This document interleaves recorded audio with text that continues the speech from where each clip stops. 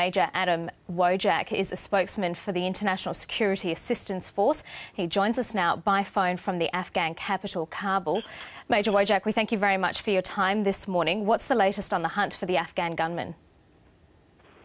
Well, the latest is that we're still searching for the Afghan gunman who did kill those 3 Australian ISAF soldiers, but we haven't found him yet, and we have his name. We have his family name. We know where he's from. We know he was an actual Afghan National Army soldier and rank and everything. We know everything we need to know about him. Now we just have to find him, and that could take some time. We'll see. Do you know whether he had help to flee the area? We don't. We do know that he acted alone. He was a single shooter from a guard post, actually, and he did engage and kill those Australian ISAF soldiers. Then he jumped over a fence and fled on foot. So we do know that he tried to rally some help, but we don't know if he was able to succeed at that or if he did, in fact, have any. As far as we know, he acted alone and he fled alone. Can you confirm that his name is Lieutenant Hekmatullah? The rank, I wasn't sure if the rank was lieutenant, but that does sound correct, yes. Okay. Well, 48 NATO troops have now been killed in 31 incidents this year. That compares to 31 so-called inside attacks last year. What's prompted this rise? Well, General Allen, our ISAF commander, did a press conference, did an interview last week, and he said, we're not really sure. There are a number of factors that are at play, and we believe that one of those was the annual Muslim holiday Ramadan, the 30-day holiday of daily fasts, and that could have played a factor because it began mid-July, ended in mid-August, and that was the period where we experienced this spike of insider attacks, which a lot of you are familiar with as green on blues. Also, we think another possibility is desperation on the part of the opposition, the Taliban. They aren't able to, despite what you read in the papers about these insider attacks, it makes things seem like they're going a lot worse than they are. Things are actually, in other ways that aren't so easily seen, things are actually going much, much better. The Afghan National Security Forces are taking the lead in so many areas, and there's so many of them out there, almost 350,000. And most of the casualties we take every day in Afghanistan are Afghan troops securing their nation and engaging the Taliban. And we do think the Taliban is trying to drive a wedge in between ISAF, the coalition here, and the Afghan National Security Forces. While every day, 100,000 plus ISAF troops are working with 300,000 plus Afghan National Security Force troops. Yeah, the commander of ISAF, General John Allen, who you mentioned earlier, he said that most of these attacks stem from personal disputes, stress or cultural disagreements. So what's being done to stem these attacks from happening? Yes. Well, there is a belief and I should say an initiative for us to get closer to our Afghan counterparts rather than move away. The old saying, to understand is to, or to communicate is to understand, and to understand is to learn to appreciate another. And the closer we get to our Afghan counterparts, the belief is the greater we'll understand them and they'll understand us. And some of these disputes or misunderstandings may just go away. We'll see. We also are taking protective measures. We're taking more precautions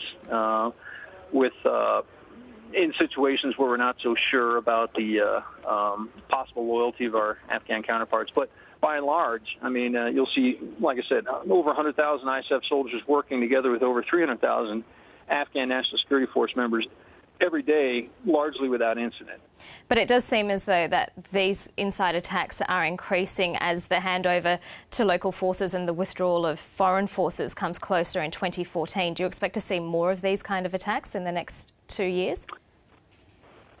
Well, you are correct. The attacks are increasing. And General Allen himself, we're all struggling to find out why. We have our ideas why. As far as what the future holds, It's really difficult to say. I mean, we can't speculate on what's going to happen, but you are correct. I mean, they have the curve is going up and up and up, and August has been the most tragic month we've had this year, which has been the most tragic year we've had for insider attacks. So we're doing everything we can to try to understand it and to try to prevent it, but these somehow these onesies and twosies, these attackers still seem to find a way to conduct their attacks. Is there a lot of mistrust now between NATO forces and the Afghan National Army troops? In a general sense, I would say no. I mean, we still work with them every day. Nothing's changed. On a more tactical level, we've taken, like I said, we've taken some precautions, some force protection precautions. You've probably heard about the Guardian Angel program initiative, where there's always an ISAF soldier in a dominant overwatch position whenever there's a partnered operation, and every individual soldier is a bit more prepared now to respond just in case there is an insider attack. But in a general sense, no. But maybe on a smaller tactical individual sense, sure. Does there need to be more cultural understanding on behalf of ISAF troops? We saw earlier this year, of course, the outrage that the Quran burnings caused. Does more cultural understanding, will that help to bridge this gap and maybe, in fact, more contact with moderate elements of the Taliban, so that you don't get these extreme elements infiltrating the Afghan National Army? Are those the kind of things that ISAF will be looking at? Well, you're hitting the nail on the head there. It definitely can't hurt, and I think General Allen has also touched upon that. We need to, I mean, the Quran burning, the corpse issue, several of the events that occurred early in the year that have prompted backlash against ISAF.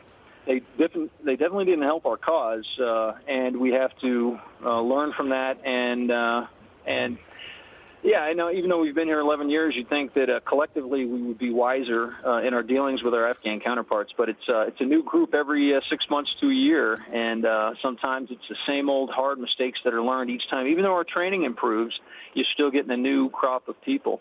And I think after these events of the wintertime and now, I think we're starting to realize how serious this is. And I think that's absolutely correct. We definitely do need to train our troops on cultural awareness better, so we can find a way to prevent these things. Adam Wojack, if we just go back to the events from yesterday, the gunman Hekmatullah, do we have any idea what his motivation was for the attack? We do not at this point, and these things are really hard to know because often the gunmen are killed or they get away. We never find them, so hard to know what the motivation is. But you never know what it could have been. We don't know if he was on leave, came back, and often there's a pattern of soldiers or Afghan National Security Force members going on leave, going home, especially during a holiday, and coming back and being newly somehow emboldened against ISAF for whatever reason and committing these attacks. But as far as Hekmatullah, we don't at this time know what motivated him. Major Adam Wojack, we thank you very much for your time this morning. Hey, thank you for having me on the show. Thank you.